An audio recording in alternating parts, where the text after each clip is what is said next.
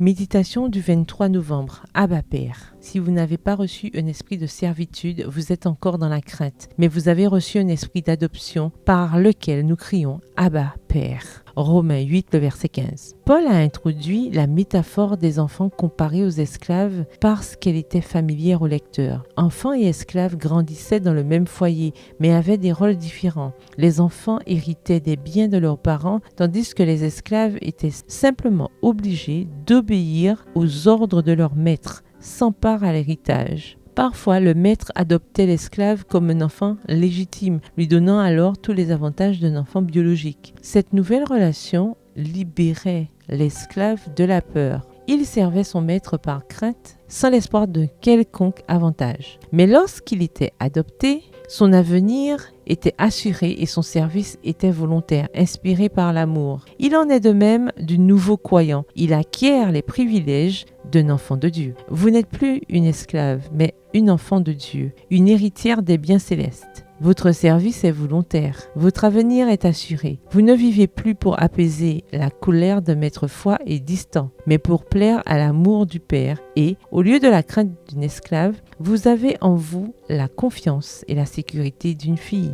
Appelez-le avec émotion, Abba Père. En araméen, langue maternelle de Jésus, Abba est un mot tendre, plein de respect et de dépendance totale. Le Christ a donc employé ce terme à plusieurs reprises. Voir Marc 14, verset 36. Père est la traduction de Abba au grec. Abba Père reflète à la fois le caractère bilingue de l'époque et l'intensité du sentiment. Avez-vous une façon préférée d'appeler Dieu? Développez une relation intime avec lui.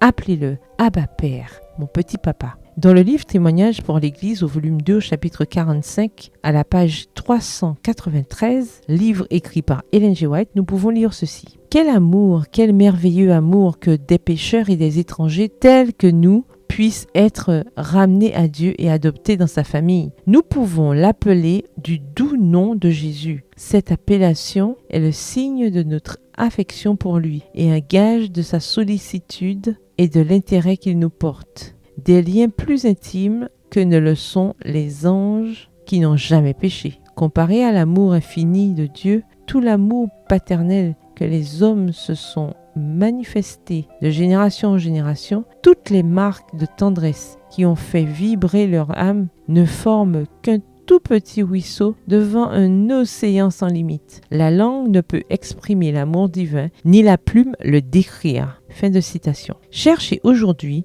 une façon nouvelle et intime d'appeler Dieu. Bonne journée et que l'Éternel vous bénisse.